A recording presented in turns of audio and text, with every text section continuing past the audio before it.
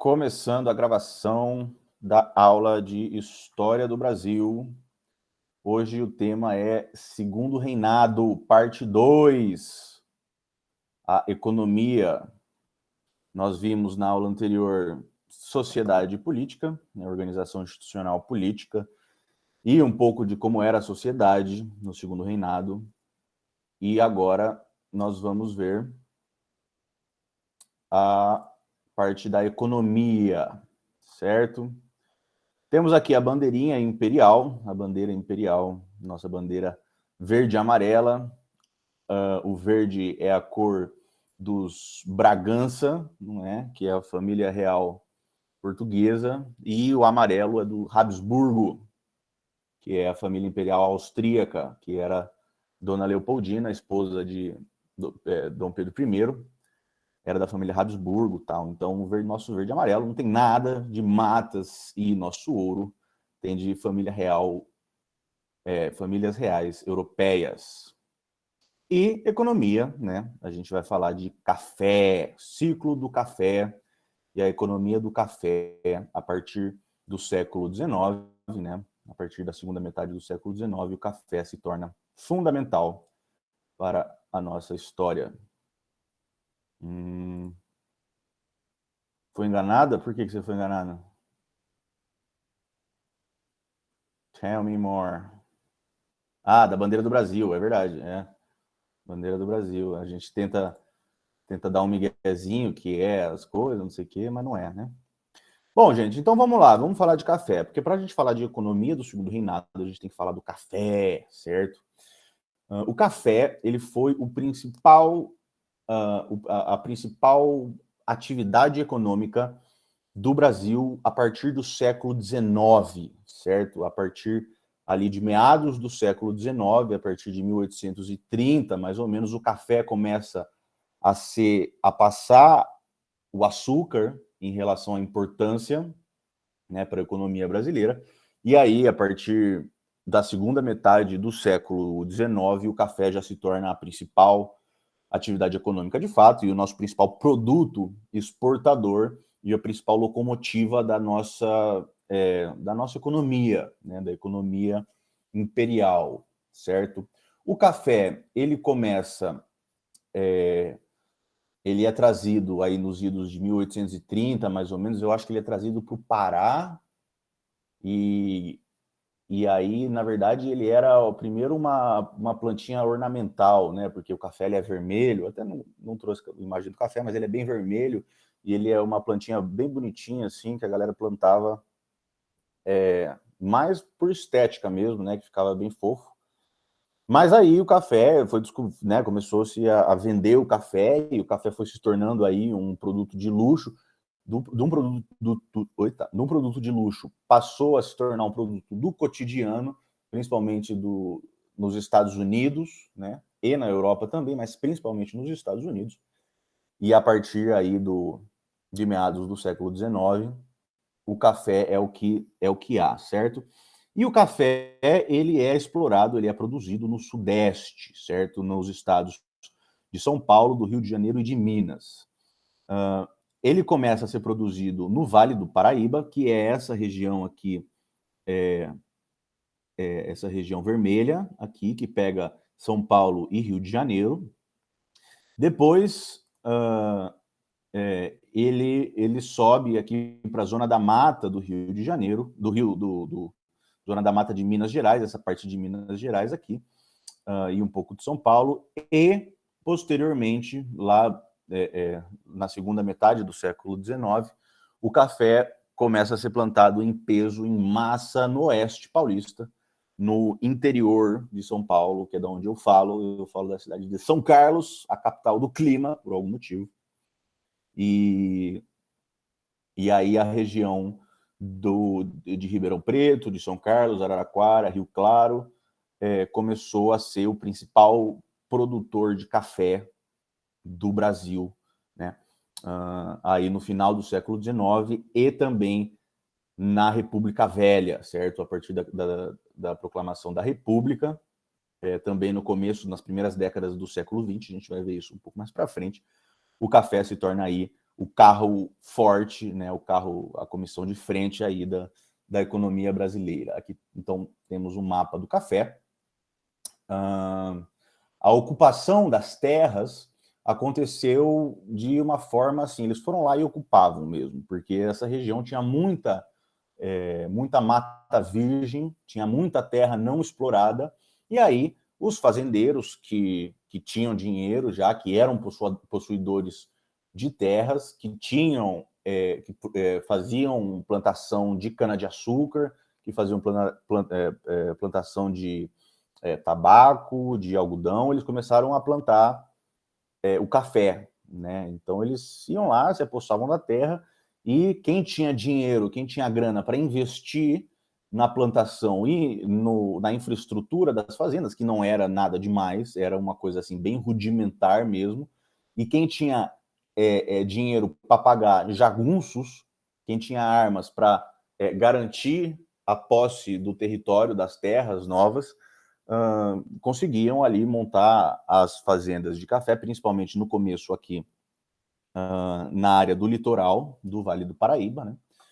E se tornam aí os primeiros grandes produtores de café, certo? Então eram os latifundiários, os grandes fazendeiros. E o café, a produção de café se dava naquele estilo plantation, que a gente já conhece, que é um sistema de produção agrícola, né, que se constrói à base do latifúndio, da monocultura e da escravidão. Então, o latifúndio, eles são essas grandes extensões de terras, essas fazendas gigantescas, né, que eram usadas para fazer a plantação de café, também eram usadas para fazer o plantation, era o mesmo sistema usado para produzir açúcar no Brasil e para plantar a cana-de-açúcar no Brasil. Monocultura de exportação, monocultura, uma única coisa. Então, eram terras gigantescas, espaços enormes para plantar uma única coisa, que podia ser açúcar, principalmente, anteriormente, no século XVII, XVIII, e no século XIX, o café, certo? Bom, e sempre monocultura para exportação, certo? O principal mercado consumidor de café, de cana-de-açúcar e depois de café, eram os mercados externos. Era o de açúcar, a Europa principalmente, e o café, os Estados Unidos principalmente. Então, e a plantação de café, ela era feita de forma extensiva. O que isso significa? Significa que a plantação é feita em extensões de terras muito grandes, de uma forma muito rudimentar, de uma forma pré-colonial. A tecnologia agrícola que existia lá era praticamente nula, era praticamente a enxada e, a queimada dos matos lá, era uma parada assim, muito pouco produtiva, comparativamente com a plantação intensiva, né, onde são utilizadas técnicas minimamente mais produtivas de plantação, né? E se dava alguma atenção na qualidade da plantação, porque como nas plantações intensivas o espaço não era tão grande, eles precisavam se preocupar com a produtividade daquelas plantações, né? Então, mas na plantação de café, no primeiro momento, ele foi, né, dessa forma extensiva. Ele funcionava do plantation, que são latifúndios de monocultura, de exportação, e da escravidão, né? Funcionava à base da escravidão. A escravidão a gente vai falar mais aprofundadamente depois, né, numa aula específica de escravidão. Mas a escravidão aí no século XIX, durante o século XIX todo, foi a base da mão de obra rural, a base da plantação de café, da plantação de cana-de-açúcar, da produção de açúcar, da plantação de tabaco, algodão e cacau e todos os outros gêneros alimentícios aí. A mão de obra era escravizada, de homens escravizados que eram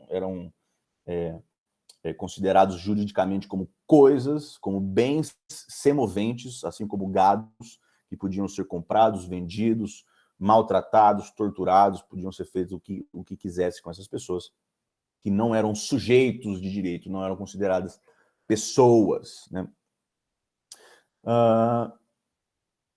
E aí, a partir de 1831, o café se torna a principal atividade econômica do país. E a partir de 1850, algumas alterações na sociedade começam a acontecer. Bom, o que acontece em 1850?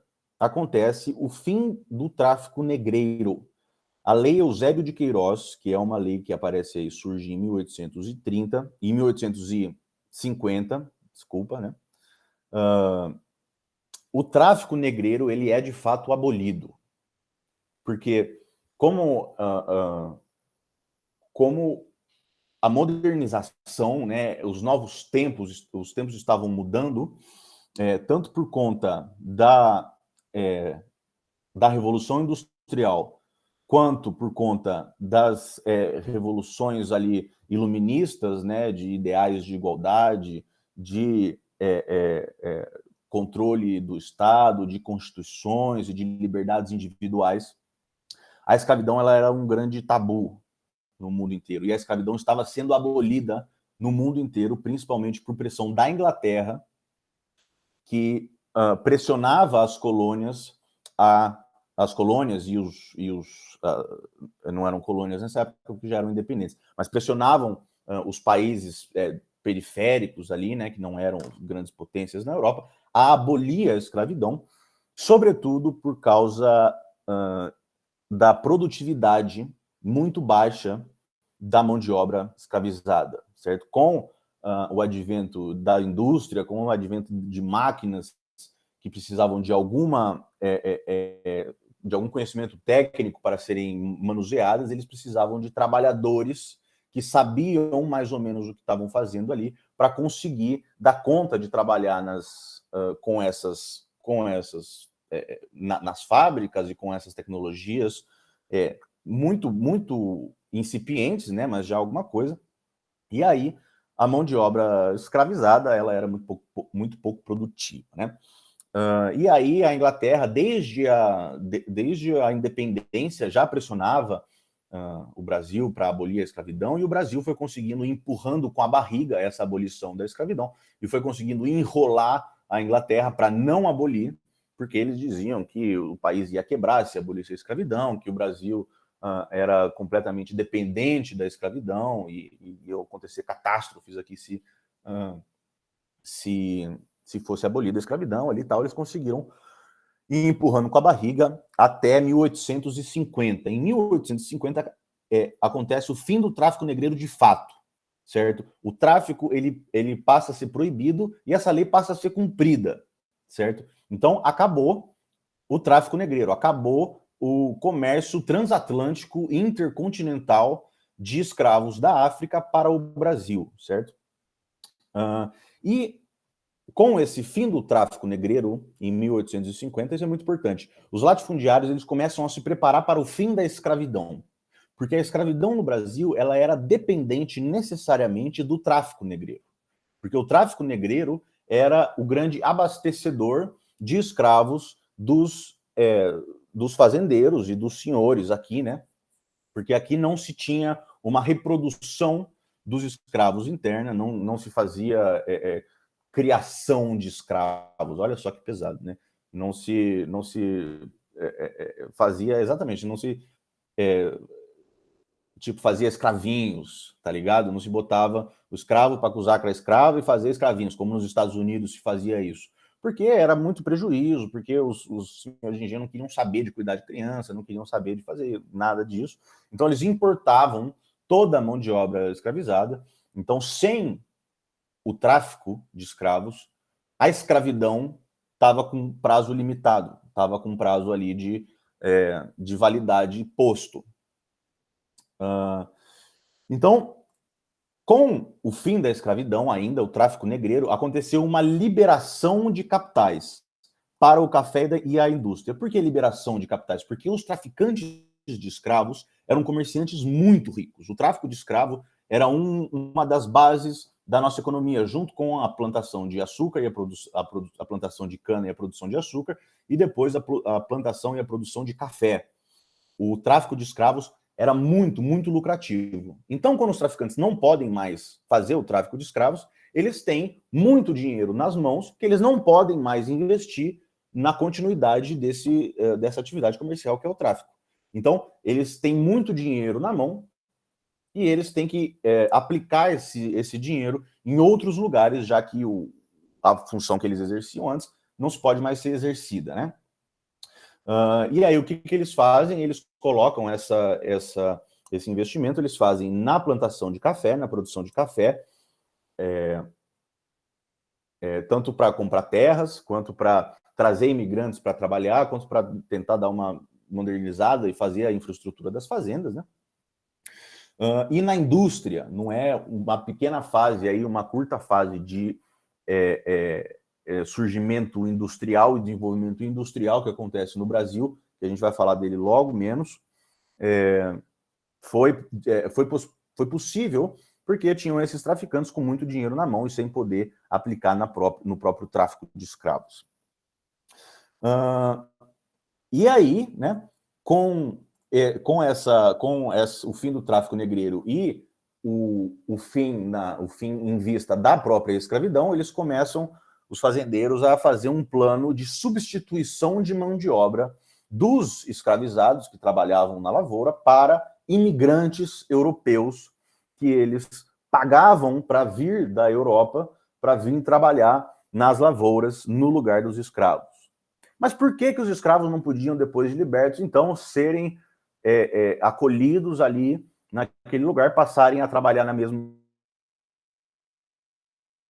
escravos e ser trabalhadores assalariados ou camponeses com divisão de lucros, de produção ali? Porque, principalmente, havia um racismo científico e tão extremo e tão forte ali, que os senhores e os políticos e a galera ali, os burocratas, eles não viam nos escravos e nos ex-escravos e nos descendentes de escravos pessoas capazes ali de se tornar uma mão de obra qualificada e tal.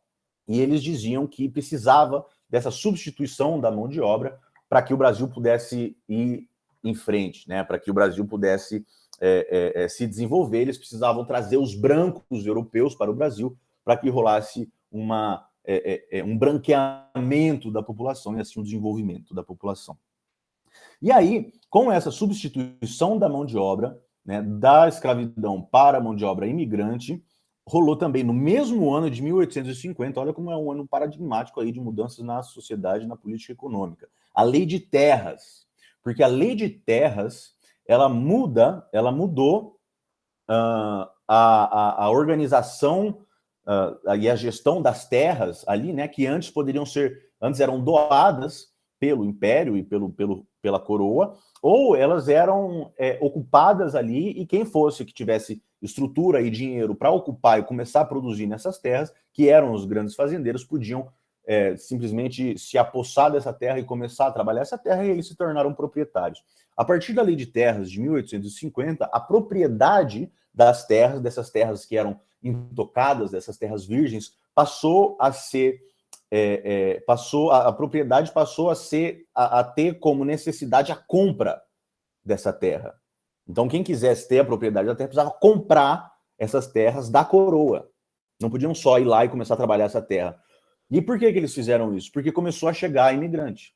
Porque começou a chegar trabalhador livre que vinha trabalhar nas fazendas, e aí os fazendeiros, para evitar com que os imigrantes chegassem e pegassem um roçado ali, começassem a trabalhar por conta e desenvolvessem a sua pequena agricultura ali, a sua pequena propriedade rural, eles fizeram com que as terras tinham que ser compradas. E quem tinha dinheiro para comprar as terras eram só os senhores de terras. Os imigrantes não tinham dinheiro para comprar as terras. Então, essa lei de terras ela foi articulada para garantir a concentração fundiária nas mãos dos grandes fazendeiros, dos latifundiários, e impedir que os imigrantes se tornassem agricultores em suas próprias terras. E aí a gente tem a brisa do Oeste Paulista. Vamos voltar aqui para o mapinha aqui. Então, a produção de café ela começa aqui no Vale do Paraíba, que pega o norte de São Paulo e Rio de Janeiro, né? Depois tem a Zona da Mata, que pega uma boa parte de Minas e de São Paulo, aqui ainda, dessa região de Campinas. E aqui, esse roxinho aqui, é a zona, é o Oeste Paulista, certo? E o Oeste Paulista, ele significou, né, ele foi um período de expansão cafeeira para o interior de São Paulo. Eles dizem Oeste Paulista, mas é o interior de São Paulo, a partir ali de 1850, 60, mas principalmente 70, 80 e até a República e até a virada do século, né? Essa grande imigração foi a grande imigração dos europeus para virem trabalhar nas fazendas de café aqui, a partir de 1870, e na República Velha, né? Os fazendeiros pagavam para os europeus saírem da Europa e virem para o Brasil trabalhar nas terras, para substituir a mão de obra, a fim do tráfico de escravizados. E aí, os imigrantes também recebiam condições terríveis para se trabalhar, eram condições absurdas de trabalho, eles não podiam escrever carta, eles não podiam perambular pelas propriedades, eles eram tratados assim, realmente quase como escravos, né? Por quê? Porque o senhor das terras, eles pagavam as passagens dos imigrantes que vinham e chegavam nas fazendas para trabalhar já em dívida do navio, já em dívida da comida que ele comeu no navio, da água que ele tomou no navio, do transporte, de todas essas coisas, ele chegava em dívida. Então, o que acontecia na prática era uma escravidão por dívidas desses imigrantes, até que chegou um ponto de que alguns países europeus começaram a proibir a imigração para o Brasil, né, porque eles sabiam dessas condições desumanas, assim, né, completamente terríveis aí, que era legado aí da escravidão mesmo e tal, né? E aí depois o governo, né? O governo começa a assumir os custos desse transporte para que os imigrantes não chegassem aqui já com dívidas exorbitantes e não conseguissem pagar, certo? E aí, esse desenvolvimento do café no Oeste Paulista, ele levou ao crescimento econômico de São Paulo, ao desenvolvimento do Porto de Santos, a construção da estrada de ferro entre São Paulo e Rio de Janeiro para conseguir escoar o café do Oeste Paulista, do interior de São Paulo até o Rio de Janeiro, né?